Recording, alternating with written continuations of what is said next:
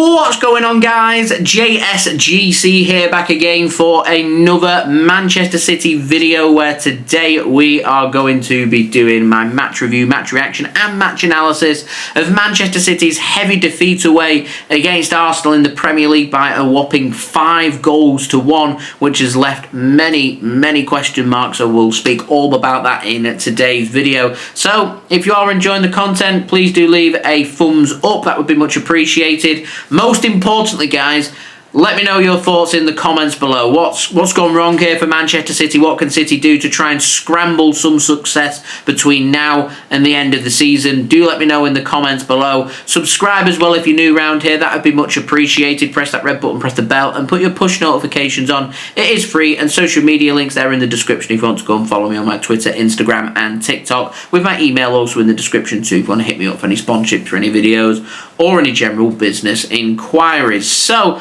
I think the main reason that Manchester City have ended up suffering such a horrific defeat from this game is all to do with the last 30 minutes of Manchester City's game management. We equalised, and it sounds quite crazy for me to suggest this, but in hindsight, and hindsight's a wonderful thing, but in hindsight, us equalising was the worst thing that could have happened for us in this game, and that's a bonkers thing to say, but this was a high concentrated game. Your concentration when you go up against a team as good as Arsenal, and we'll have this when we take on Liverpool, we'll have this when we take on Real Madrid, when we take on Newcastle. These teams have all got quality all over the pitch, which means your concentration levels cannot drop. You cannot switch off for a moment. You've got to do everything right, because if you don't, you'll get punished. Manchester City have that calibre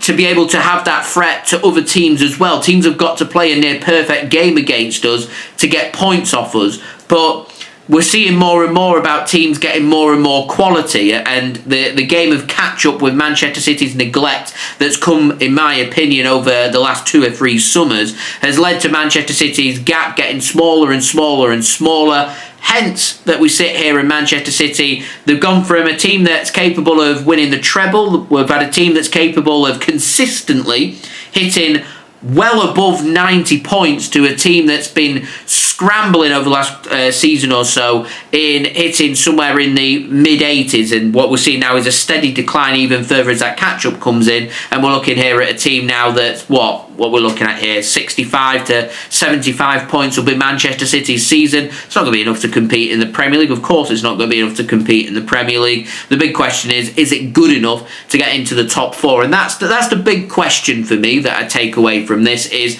what is the level that we're looking for here to scramble and get a top 4 finish, because that has to be the ultimate aim come the end of the season. To me, the success isn't decided in the FA Cup, it's not decided in the League Cup, it's not for me even decided in the Champions League. It gets decided in what we do in the Premier League, and for me, Manchester City have got to scramble the season and really try and grab the season by the scruff of the neck and try and somehow use this result as the motivation to say, I don't want to lose 5-1 away from home against any team, never mind a team that we've competed for over the last couple of seasons in the Premier League, who clearly want to try and beat Manchester City and try and get that chip off their shoulder. And Arsenal have had many questions going into today's game and managed to answer a lot of them, and I respect that. Obviously, we could sit here and argue all day about the Arsenal approach and, the mocking of Erling Haaland on Arsenal's first goal, mocking his celebration on Arsenal's third goal, and trying to get a reaction from Erling Haaland, unhappy about some comments that were made after Man City's late equaliser. To me, it's all a bit back and forth that's happening between the two teams, the two players, two sets of players that are on the pitch, but it's up to the players ultimately to prove the point. And I think Man City have mentally allowed Arsenal to get into their heads, and that's exactly what Arsenal were looking for. To me, and I said it in my live stream, Arsenal are a very emotional team. They'll take things to heart. They're unhappy when things go against them, and to upset Arsenal, you've really got to try and get into their heads and then kind of use that to your advantage. And it's something that Man City were really good at doing.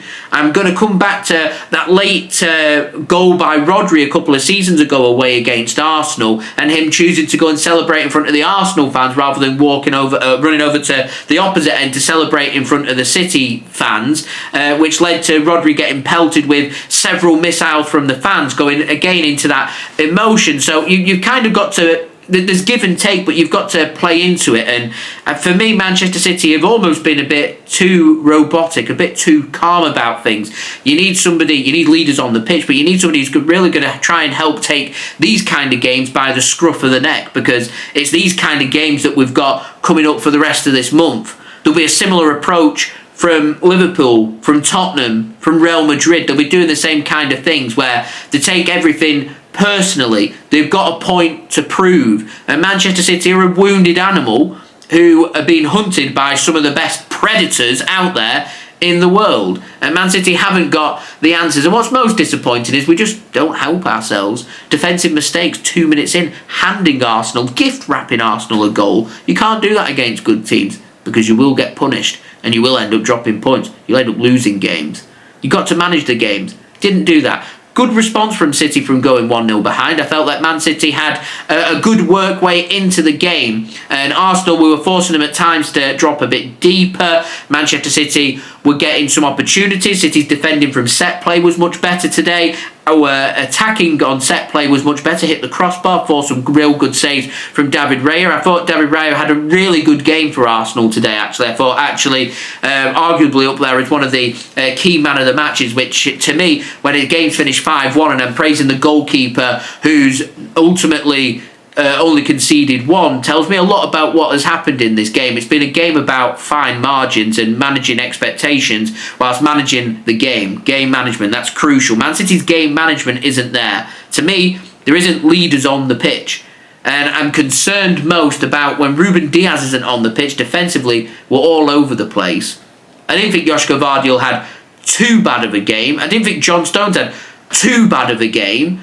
But neither of them were great, and Manuel Akanji to me stood out like a sore thumb, as this game just didn't suit him. And ultimately, a poor performance from Akanji was fully exposed by a good team in Arsenal. Núñez isn't a defender, and all the defence, it's all over the place. Yeah, we could have Ruben Dias come back from injury, slot him in there, so take Akanji out and move John Stones over to where Akanji was, and put Ruben Dias at the heart of Man City's defence, and all of a sudden City's defence looks better. You bring Ederson back in place of Ortega, and most of Man City's problems in defence are sorted. But we didn't have these players available. We've gone in the market in this window, brought in young players, but we don't want to overexpose these young players. To me, there's got to be a point where you've got to bring these young players in, but you don't want to overexpose them, because games like today, if it finishes 5-1, it does nothing for the likes of the confidence for Khusanov if he'd started in this game. So I'm happy that he hasn't. I'm happy that Man City got what they deserved and things have been exposed, because you can't keep papering over cracks. You cannot keep papering over cracks. Now we've had a bit of a reality check. We've got to try and scramble maybe a last-minute deal in the transfer market to see if we can address at least one more teething issue in the squad. I still think we're a fullback short. We're definitely a midfielder short. And to me, Arsenal's aggression showed more in midfield. The pace from Arsenal wasn't there, so that wasn't the problem. It weren't tired legs that was the problem today. To me, it was about game management. We conceded 3 goals at the end because of game management. We didn't tighten up at the back once we'd conceded that second. We were too busy trying to think about creating an opportunity whilst creating absolutely nothing and just being ripped apart by a patient Arsenal team. That's why we ultimately ended up conceding 3, 4 and 5, and that is always going to be the case there for Manchester City. You've just got to have that capability to just, it goes 3-1. You ensure you don't concede anymore. We lose the game 3-1.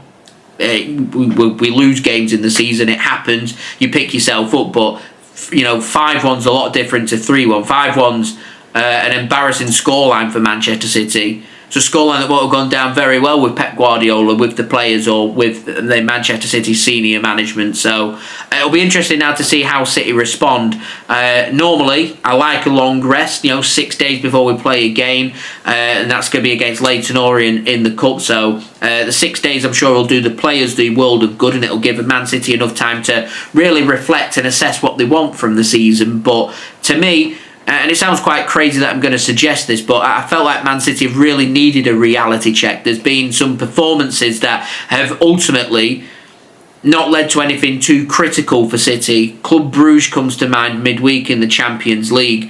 We've been exposed all season in the Champions League. This game was carbon copy for me of the game against Sporting CP, where lessons just haven't been learnt from Manchester City. And for how bad we've been in the Champions League, we deserved to go out, but we didn't go out. We managed to scramble enough to get to the playoffs to set up ultimately a game against Real Madrid. And I'm a big fan, and you get what you deserve.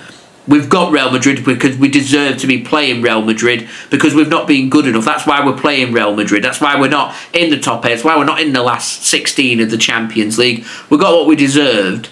And in the Premier League today, we got what we deserved. You can't just lose your heads for half an hour and not expect a good team like Arsenal not to rip you apart.